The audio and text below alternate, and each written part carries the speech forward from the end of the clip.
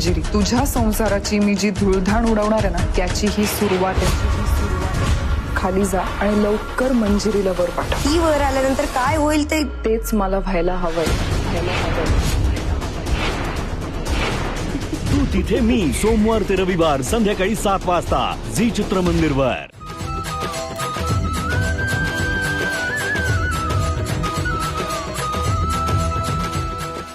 मग माझी एक नेहमीच वाक्य असतं, आहे त्या गोष्टीचा आनंद घ्या, नाही त्याचं दुःख करत बसू नका. आपल्या नवऱ्यानं आपल्याला 500 रुपयाची साडी आणली ना, त्याच्यातच समाधान मानायचं. शेजारणीची 2000ची बघून दुःख मानायचं नाही.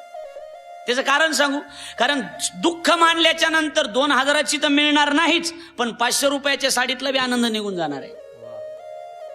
त्याच्यामुळे जसं असेल तसं जीवन जगा. परिस्थिती जशी असेल, वेळ जशी असेल, प्रसंग जसा असेल. बरं मी का सांगतोय, हुकी आली का मला? नाही, मला हे ज्ञानोबारांच्या चरित्राच्या संदर्भानं जायचं. कारण माऊलींचं जे जीवन आहे, आपला विषय ज्ञानी यांचा राजा. माऊलींचं जे जीवन आहे ते माऊलींचं जीवन त्रासातून समाधानाकडे. कमी वयामध्ये फार मोठी ख्याती कशी करावं याचं मूर्तिमंत उदाहरण म्हणजे ज्ञानोबा आहे. वयाच्या 22 वर्षामध्ये जगभरामध्ये आपलं नाव करून जाणारे व्यक्तिमत्व म्हणजे ज्ञानोबा आहे. माऊली जीवन थोडं जगले हो, 22 वर्षाचं जीवन जगले ज्ञानोबा आहे. किती वर्षाचं? 22. जास्त नाही जगलं पाहिजे, मोजके दिवस असलं पाहिजे. 100 दिवस शेळे होऊन जगण्यापेक्षा 1 दिवस वाघ बनून जगायला शिका. रुबाबात जगा ना, आपल्या आनंदात जगा. थोड्या दिवसाचं जीवन आहे. ज्ञानोबा आहे. मोठी माणसं आहेत ना गणेशराव, मोठी माणसं कमी दिवस जगतात. ज्ञानोबा आहे 22 वर्ष जगले. तुकाराम महाराज 42 वर्ष, विवेकानंद 39 वर्ष. म्हणजे सगळ्यात महत्वाचं आहे की संत महात्मे, मोठी माणसं जास्त दिवस जगत नसतात, थोडे दिवस जगतात, पण त्याचा आनंद घेतात. तुकाराम महाराजाच्या जीवनात 42व्या वर्षी वैकुंठ गमन आहे. माऊलीच्या जीवनात 22व्या वर्षी समाधी आहे. आपल्याला कळतच नाही 22 वर्षापर्यंत काय चाललंय ती. वयाच्या 25 वर्षापर्यंत माणसाला काही कळत नाही. 50च्या नंतर कळून त्याचा उपयोग नाही. मधले 25 महत्वाचे असतात. लक्षात येते का माझं बोलणं तुमच्या? 25 वर्षापर्यंत आपल्याला काही कळतं का? नाही तुम्हाला नसेल, मला कळतंय. तुम्हाला वयाच्या 25 पर्यंत माणसाला काही कळत नाही बघा, काहीच कळत नाही. म्हणून आपल्याला आपले मायबाप सुद्धा म्हणतात ना, अजून लहान आहे, त्याला काही बोला की त्याला काही कळत नाही. वयाच्या 25 पर्यंत माणसाला काही कळत नाही आणि 50च्या नंतर पुन्हा कळून त्याचा काही उपयोग नाही. तुमच्या जीवनात चांगलं करण्यासाठी फक्त मधले 25 महत्वाचे. तुम्हाला पैसा कमवायचा आहे, ज्ञान कमवायचंय, काय जे करायचंय ते 25 मध्येच करतात. एकदम सोपं बोलू, लग्न सुद्धा करायचं असेल तर त्या 25 मध्येच करण्याला किंमत आहे, पुन्हा नाही. 25च्या अगोदर हे तेवढं काही माणसं म्हणतात त्याचं लग्न झालंय बरं का, पण त्याला तेवढी अजून अक्कल नाही म्हणतात का नाही? 25च्या अगोदर जर लग्न झालं त्याला म्हणतात लहान आहे, बायको आली त्याला पण अजून अक्कल नाही. आणि 50च्या नंतर म्हणतात आता म्हातारा झालं, त्याची बुद्धी भ्रष्ट झाली. म्हणजे काही बी करायचं असलं तर मधल्या 25 मध्ये करावं लागतं. तुम्हाला शरीर कमवायचंय, 50च्या नंतर व्यायाम करून जमतो का? पटकन बोलत मी तिकडे येईन पटांगणाला, जमतो का? नाही. तुम्हाला शरीर कमवायचे तर त्याच 25 मध्ये, कला मिळवायची तर त्याच 25 मध्ये, ज्ञान मिळवायचं तर त्याच 25 मध्ये, आणि पैसा मिळवायचं तर त्याच 25 मध्ये. 50च्या नंतर 50 वर्ष वय झालं की निम्म संपलेलं असतं. निम्म काही नसतं पुन्हा राहत. 50च्या पुढं काही नाही. कोण्या दिवशी चमकन मरावं लागेल सांगता येत नाही. गप्पून चमकत गेलं, काहीच लागत नाही त्याला, काही नाही. पैसा कमवा पण पैसा बरोबर समाधान मिळवायला शिका. पैसा तुम्हाला समाधान देणार नाही. माझं बोलणं विनोदावरी नेऊ नका. पैशावाले खूप माणसं आहेत जगामध्ये दीपक महाराज, भरपूर पैशावाली माणसं आहेत, पण पैशानं समाधान विकत नाही ना घेता येत. विकत घेता येतं. हे ज्ञानकुंज विद्यापीठ आहे, गुरुकुल एवढं मोठं, इथं विद्यार्थी शिक्षण घेत आहेत, छोटे छोटे बालक शिक्षण घेत आहेत. शालेय शिक्षणाबरोबर आध्यात्मिक शिक्षण हे सगळं या गुरुकुलमध्ये दिलं जात आहे. इथं दिलेलं हे शिक्षण हे पैशानं विकत मिळणार नाही. लक्षात येतं बोलून? इथं मिळालेले संस्कार हे पुन्हा नंतर पैशानं मिळणार नाही. हे त्या वयामध्ये घ्यावे लागतात. पैशानं विकत घेता येत नाही काही. आणि पैसा जास्त आलेला पचवायला सुद्धा ताकद लागते. कुणालाही पचत नाही. कुणाला पचतो का पैसा? आमच्या गावात एक जणाला 50 लाखाची लॉटरी लागली. लॉटरी 50 लाखाची. पण आम्ही ते विचार केला, म्हणलं बँकेतले मॅनेजर म्हणले त्याला जर डायरेक्ट सांगितलं तर 50 लाख म्हणले मरण म्हणले ते, त्याला व्यवस्थित समजून सांगा. एका महाराजाला बोललं, महाराज इकडे या. म्हणले का? त्या महाराजाला असंच समजून सांगा तुम्हाला 50 लाखाची लॉटरी लागली की जेणेकरून त्यांना त्रास झाला नाही पाहिजे, अटॅक आला नाही पाहिजे. ते म्हणले मी समजून सांगतो. मला ते म्हणले तुम्ही त्याला समजून सांगितलं तुम्हाला 25 लाख. महाराजच मेलं. कळलं का बोलणं माझं? महाराजच मेलं. कशाचे का?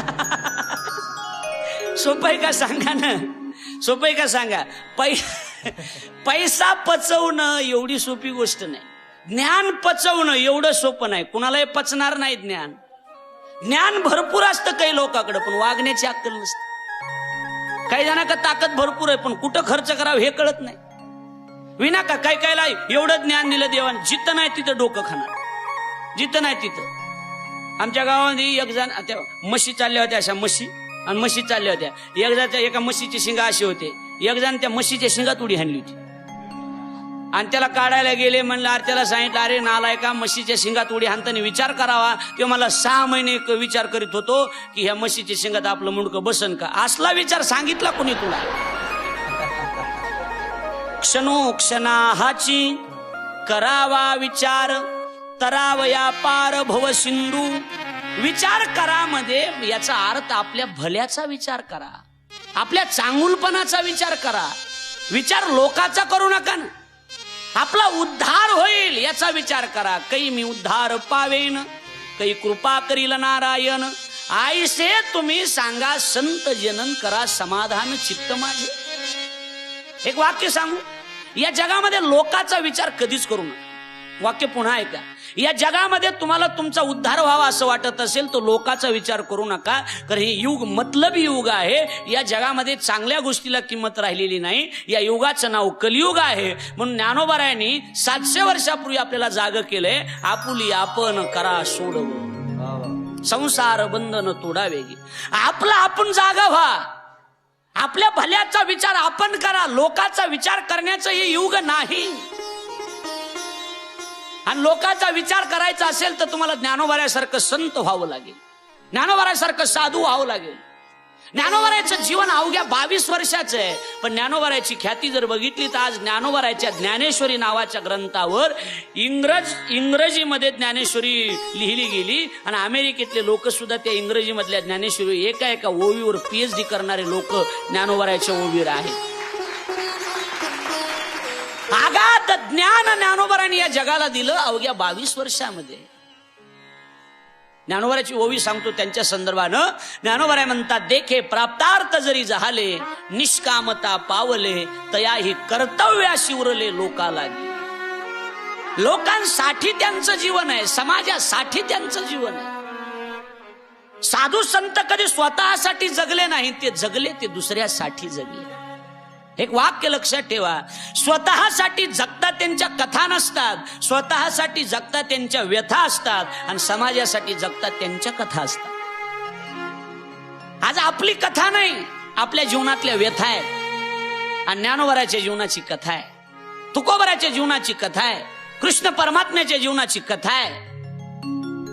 कळते माझं बोल? आपण एखाद्या जवळ आपल्या जीवनातलं, माझ्या जीवनात असं झालं, माझ्या जीवनात तसं झालं, माझ्या जीवनात हे संकट आले, ह्या कथा आहेत का? याला काय म्हणायचं? व्यथा.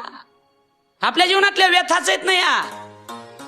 असं कोणी आहे का समाधानी? नुसतं म्हणाय, आपण म्हणलं काय चाललंय, बरंय पण खरंय का? होय खरंय का? नुसतं म्हणायला बरंय पण खरं आहे का कुठलं? कायम स्वरूपी काही ना काही दुःख प्रत्येकाच्या जीवनात देवानं दिलेलंच आहे. चला, माऊलींच्या जीवनामध्ये सुद्धा माऊलीने तेवढं दुःख सहन केलेलंच आहे. म्हणून आज त्यांच्या जीवनाची कथा आपण करतोय. माऊलीच्या संदर्भानं जर बोलायचं झालं तर माऊलीची मूळ परंपरा, माऊली हे मूळ आदिनाथ परंपरेचे आहेत. लक्षात येते माझं बोलून? आपल्याला पक्क माहिती 9ला गाडी येणार आहे, म्हणून आपण 8:45 बस स्टँडला आहेत. यमाची गाडी कधी येणार आहे हे माहितीच नाही, त्याच्यामुळे बॅग भरून तयार राहा. कळलं नसेल कळलं? बॅग भरून तयार राहा, याचा अर्थ परमार्थ करून तयार राहा, चांगलं वागून तयार राहा. देवाला विनंती करा, देवा कधी तुझी गाडी पाठव, आमची पिशवी भरलेली आहे, चांगल्या कर्मानं भरलेली आहे, आम्ही गाडीत बसून वर यायला कधी तयार आहे. संतांनी हे जीवन जगलंय.